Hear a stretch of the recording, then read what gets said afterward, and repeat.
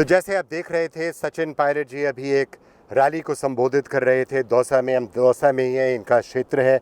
Pilot जी काफ़ी उत्साह देखा, पर ये तो आपका क्षेत्र है, आप यहाँ पैदा हुए, अब क्या राजनीतिक जीवन यहीं से बिताया? हाँ, यहाँ से मैंने अपना पहला चुनाव लड़ा था 20 साल पहले। और मैं उसी चुनाव को कवर करने के लिए आया था आपके पास। मुझे याद है 20 साल पहले आप मेरे पहले चुनाव में आए थे। मुझे बहुत अच्छी तरह हमने 24 घंटे बिताए थे दौसा के अंदर।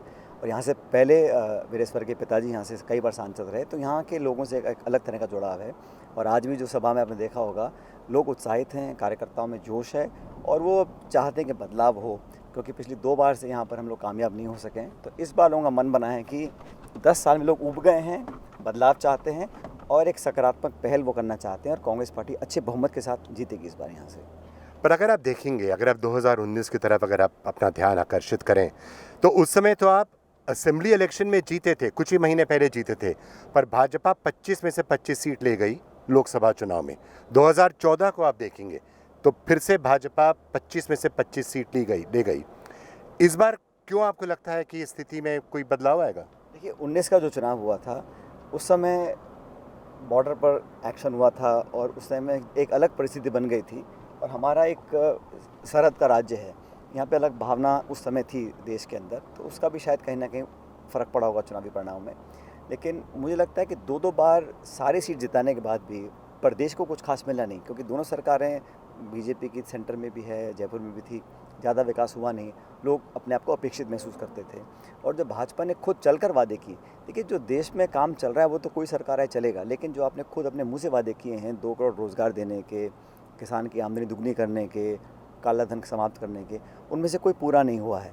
तो ये लाजमी है, जब मतदाता वोट देने जाएगा वो पूछेगा कि आपने 10 साल में क्या किया है। अपने रिपोर्ट कार्ड के आधार पर आप वोट मांगें तो लोग बदलाव चाहेंगे। मैं पर लोग तो यही कहेंगे कि देखिए, अब जिस किस्म की सड़कों पर हम लोग जा रहे हैं, जिस किस्म लोग कहेंगे कि इतने सारी स्कीम्स आए हैं, शौचालय बने हैं, गैस सिलेंडर्स आए हैं, तो लोग कहेंगे कि तरक्की हुई है।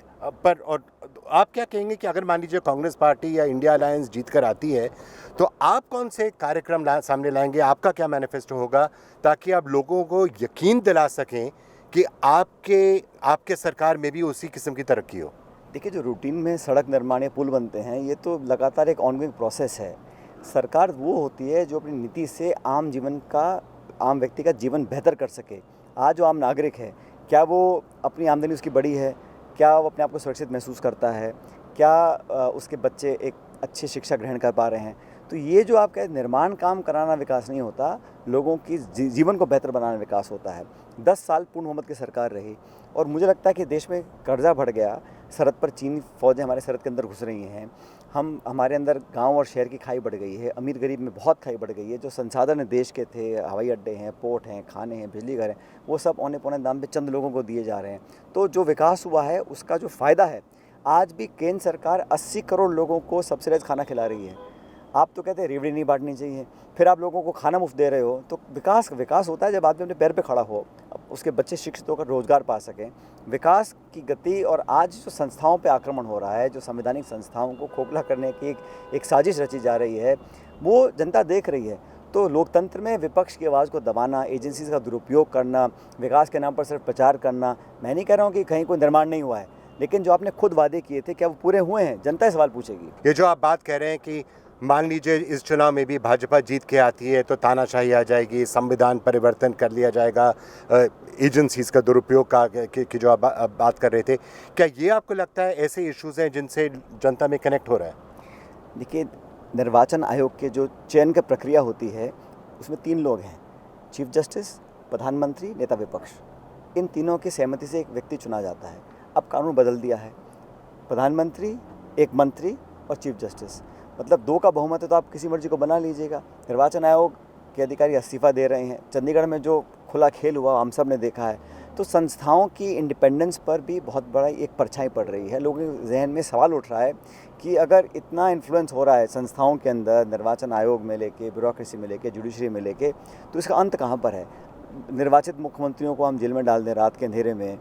मैं नहीं कहता हूँ हमारी असहमति नहीं होगी किसी के साथ, लेकिन पॉलिटिकल डिफरेंसेस होना एक बात है, और ये बोलना कि एजेंसीज अपना स्वतंत्रता से काम कर रही हैं, ये कोई इसको मानने को तैयार नहीं है। तो ये भी एक चर्चा का विषय है लोगों के अंदर। ऊपर से 10 साल की सरकार आपकी हो गई, आपने सिर्फ अपने आप को और मजबूत किया है। आपने सिर्फ भाषण दिए, प्रचार किया है, मीडिया में किया है, लेकिन धरातल पर जो गरीब है वो और गरीब हो गया है, जो अमीर है और अमीर हो गया है, तो वो खाई बढ़ती चली जा रही है। संतोष बढ़ सकता है समाज के अंदर, उस बात पे हम सब लोग चिंतित हैं। पर क्या आपको लगता है कि अरविंद केजरीवाल के गिरफ्तार होने के बाद ये जो कई स्पीकर्स तानाशाही की बात कर रहे थे, एजेंसीज के दुरुपयोग का बात कर रहे थे, क्या आपको लगता है कि ऑपोजिशन को अब लगेगा कि ये एक मुद्दा है जिसको और बढ़ाना चाहिए, जिस पर और जिक्र करना चाहिए? नहीं, ये मुद्दा तो देखिए, अब कांग्रेस पार्टी प्रमुख विपक्षी दल है, हमारे खातों को अब सीज कर दें, तो जिन्होंने इलेक्ट्रल बॉन्ड्स के जरिए हज़ारों करोड़ रुपया लिया है, जिसको सुप्रीम कोर्ट ने कहा कि अवैध है इलेक्ट्रल बॉन्ड्स, उस पार्टी के तो खाते सीज नहीं कर रहे हैं।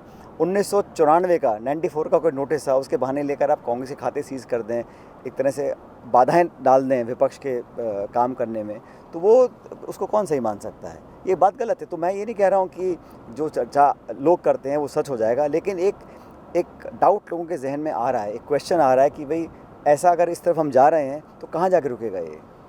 पर दूसरी तरफ भी एक डाउट है। अब अगर आप देखें भाजपा क्या कहती है, भाजपा कहती है कि देखिए हमारे पास नेता है, एक प्रधानमंत्री हैं जो सबसे पावरफुल, सबसे पॉपुलर एक तरह से प्राइम मिनिस्टर रहे हैं काफ़ी सालों से।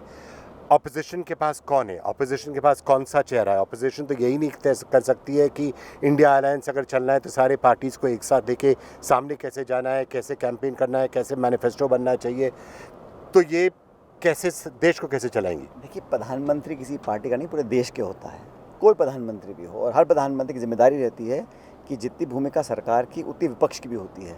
डिबेट हो, डिस्कशंस हो, डिलिब्रेशंस हो, संवाद हो, असहमति हो, फिर एक नया कानून बनकर आता है। आप 147 सांसदों को निष्कासित कर दो और फिर पीछे सारे बिल पास करा दो, ये कहाँ का लोकतंत्र है? ये परिपाटी गलत है, ये परंपरा कभी हुई नहीं है स्वस्थ लोकतंत्र के अंदर, मैं तो उसको गलत मानता हूँ।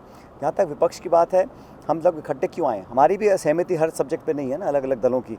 अगर होती सब एक पार्टी बना लेते, अलग अलग पार्टी बनती क्यों? लेकिन जब देश के सामने जो चुनौती है उसको देखते हुए इंडिया अलायंस का हमारा एक गठबंधन बना, उसको देख के बीजेपी के अंदर एक खलबली मची कि इंडिया अलायंस का जो वोट शेयर है वो 65% है, इनका 35% है।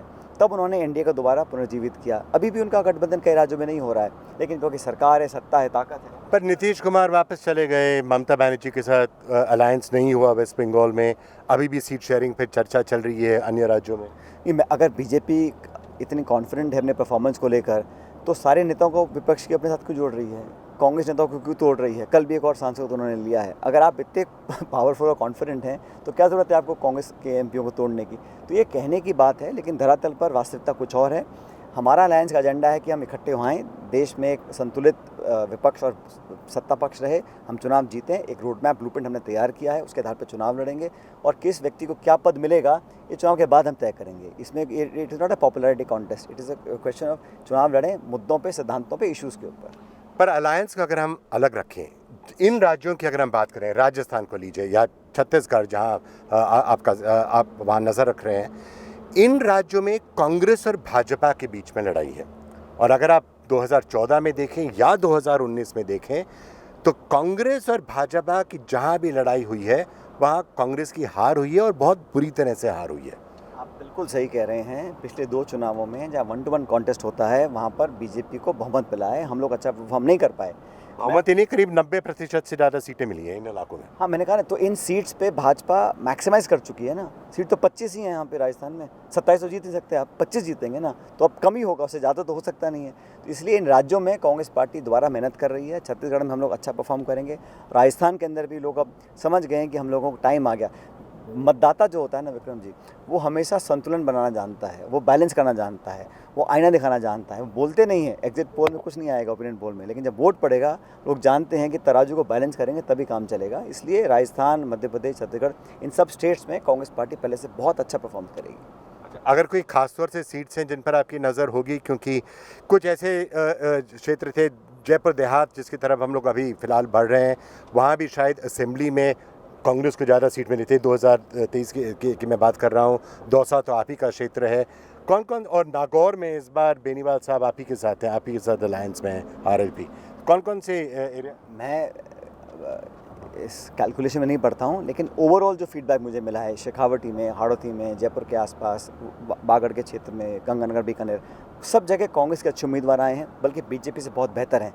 ये तो फीडबैक हमें मिल ही रहा है। अब प्रचार हम मिलकर कर रहे हैं, कितना आंकड़ा आएगा मैं नहीं जानता हूँ, लेकिन पहले से कहीं ज़्यादा बेहतर में परफॉर्म करेंगे।